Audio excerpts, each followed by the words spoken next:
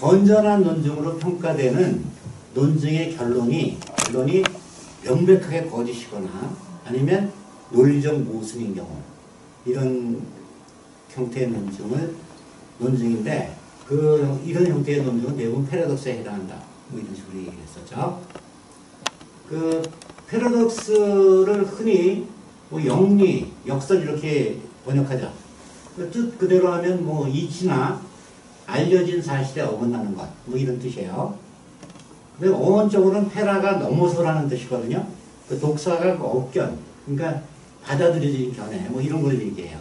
그러니까 패러독스란 뜻 그대로 따르면 받아들여진 견해인 지식이나 상식을 넘어서는 것, 뭐 이런 게 패러독스의 뜻이에요. 근데 이 설명 다 틀렸죠. 말도 안 돼요. 왜 말이 안 되나? 예를 한번 들어봅시다. 손 선생은 한국의 남성 중 제일 미남이다. 손 선생 누구를 얘기하는 거예요? 나예요. 근데 저 패러독스에 아니에요. 저는 패러독스는 아니죠. 명백하게 뭐예요? 명백한 거짓말이죠. 그러니까 명백한 거짓말을 부르지 패러독스는 아니에요. 그러니까 패러독스는 그 논증으로 설명을 해야지 그 패러독스의 특성이 그대로 드러나요.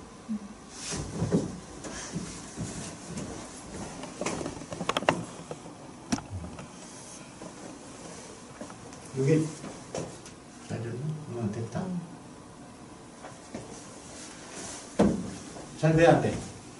괜찮아? 정호가 읽어봐. 네.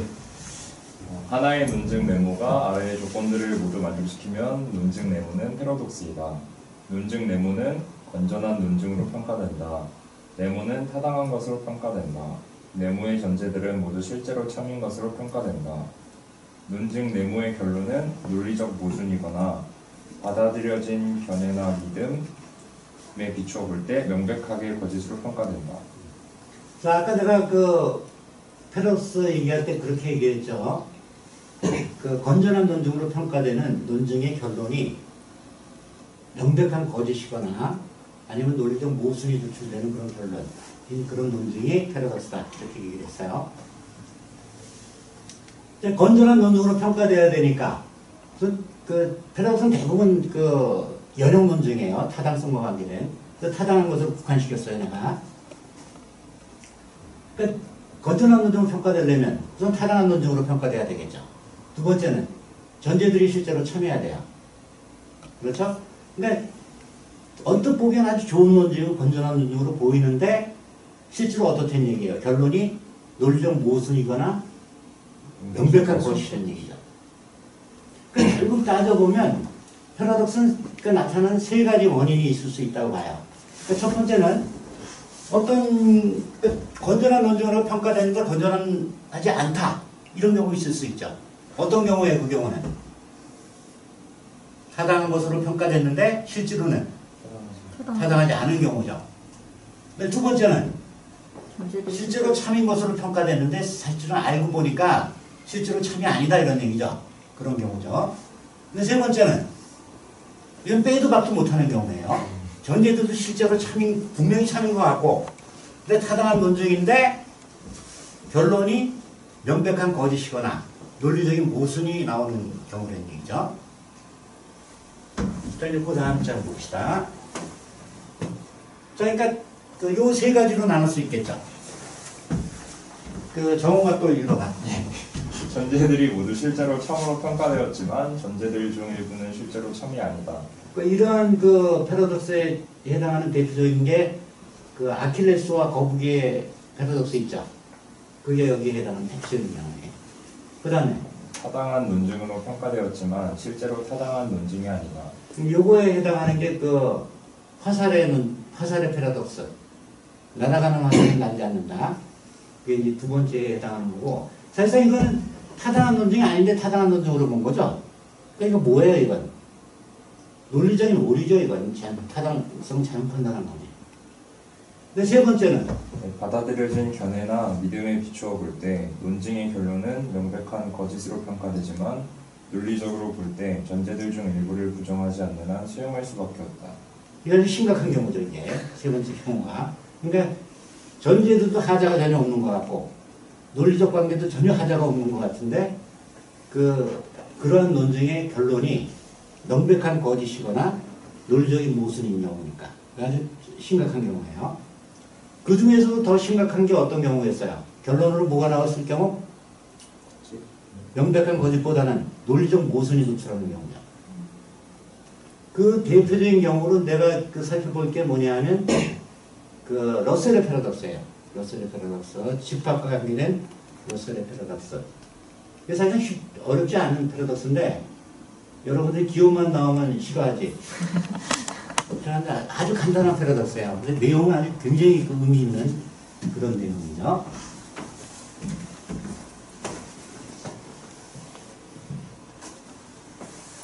그럼 다민이가 한번 읽어요. 집합은 자기 자신이 자신의 원소가 될 수 없는 정상적인 집합과 자기 자신이 자신의 원소가 될 수 있는 비정상적인 집합으로 나눌 수 있다. 한 예로 사람들의 집합 자체는 사람이 아니므로 정상적인 집합이지만 아래의 집합은 비정상적인 집합이다. 그래, 잘 읽었어? 자, 여기서 지금 내가 비정상적 집합하고 정상적인 집합을 구분하고 있죠. 그렇죠?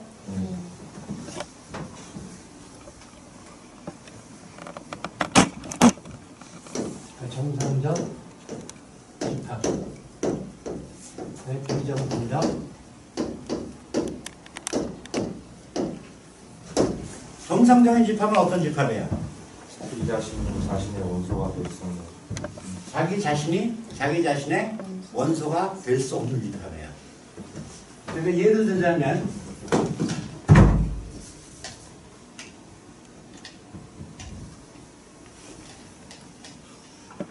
뭐 A라는 집합이라고 그럴까? X 집합을 설명할 때 주로 이런 식으로들 많이 나타내죠. X는 뭐 사람이다.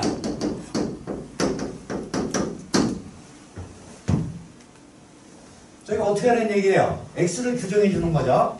그러니까 이 집합 속에는 뭐가 들어가야 돼요? X에다 대치를 시켜서 참이 되는 대상들은 전부 집어넣으면 돼요. 그렇죠? 그러니까 A라는 집합은 어떤 집합이에요? 예를 들어서 정호, 그 다음에 닭이, 그 다음에 뭐 누구니까? 호준, 사람들의 집합이죠. 자, 집합 자체가 사람은 아니죠. 네. 집합 자체가 사람은 아니에요. 그러니까 정상적인 집합에 비정상적인 집합이에요. 이건 정상적인 집합이에요. 자기 자신이 자신의 원소가 될 수 없는 집합이니까. 자, 비정상적인 집합은 여기서 A라고 들었죠. 왜 A를 여기부터 써줬구나 내가. 이건 B라고 합시다. A X는 집합이다. 자, 이건 어떤 집합이에요? X의 대체해가지고 참이 되는 건 전부 집어넣어야죠. 그렇죠? 네. 그럼 이 안에는 전부 뭐가 들어가야 돼요? 집합은 어떤 집합이든 다 들어가야 되죠. 네. 그렇죠? 그럼 A는 집합이에요, 아니에요? 집합이에요. A 집합이죠. 그러니까 이 안에 들어가야 돼, 안 들어가야 돼? 들어가요. 들어가야 되죠. 그러니까 이건 자기 자신이 자기 자신의 원소가 되는 집합이죠. 이런 게 비정상적인 집합이에요. 이게 정상적인 집합이에요. 자, 이제 요걸 살펴보는 얘기죠. 이 양반이. 러셀이. 자, 알파라는 집합을 살펴보자. 이런 얘기예요. 이건 어떤 집합이냐면 X는 집합이고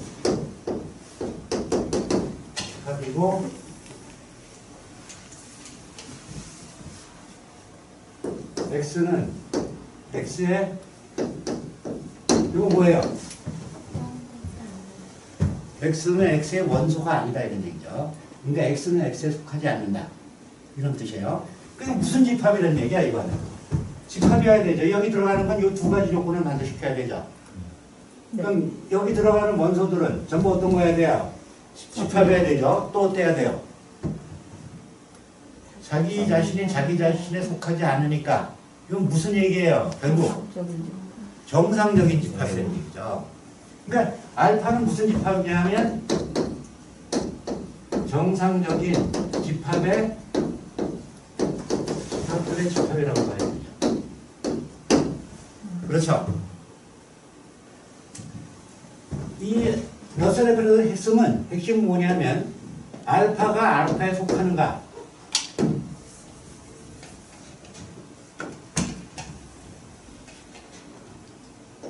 알파가 알파에 속하는가, 이거 묻는 거예요. 두 가지 가능성이 있죠. 어떤 가능성이 있어? 알파가 알파에 속하는가 속하지 않는가 두 가지 가능성밖에 없잖아요. 네. 첫 번째 가능성은 알파는 알파에 속할 가능성이다. 두 번째는 그렇지 않아요. 알파가 알파에 속하지 않을 가능성이에요. 자, 그러니까 이 두 가지에서 다 모순이 나온다 이런 얘기예요. 그러니까 그 알파가 알파에 속하지도 않고 속하지 않지도 않다. 뭐 이런 결론이 도출되는 거죠. 됐어. 조금 위로 올려야 되구나. 다민이가 읽어봐. 알파는 자기 자신이 자신의 구성 요소가 될 수 없는 집합들로 구성된 집합이므로 알파는 정상적인 집합들로 구성된 집합이다. 그렇다면 알파는 알파에 속하는가? 다시 말해 알파는 알파의 원소인가?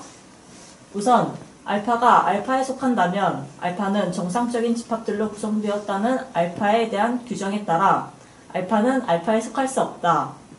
또한 알파가 알파에 속하지 않는다면 알파는 정상적인 집합들의 집합이라는 알파에 대한 규정에 따라 알파는 알파에 속한다.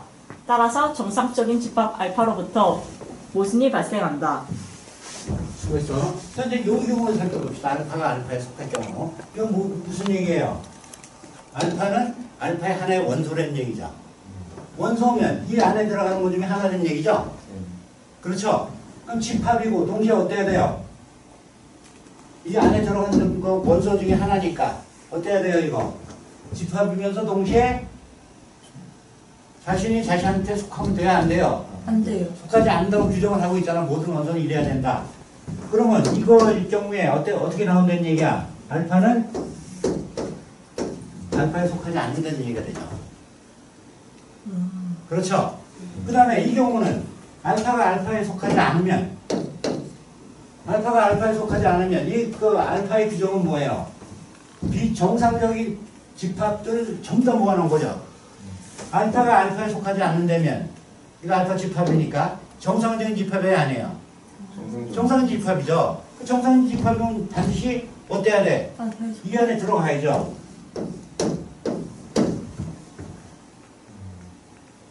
그러니까 이렇게 해도 모순 나오죠. 네. 이렇게 해도 모순 나오죠. 요게 핵심이죠. 그 다음에 요걸 논증으로 나타내 봅시다. 논증으로 나타내면 요거지. 예. 이렇게 잘린다. 그럼 줄여봐? 네.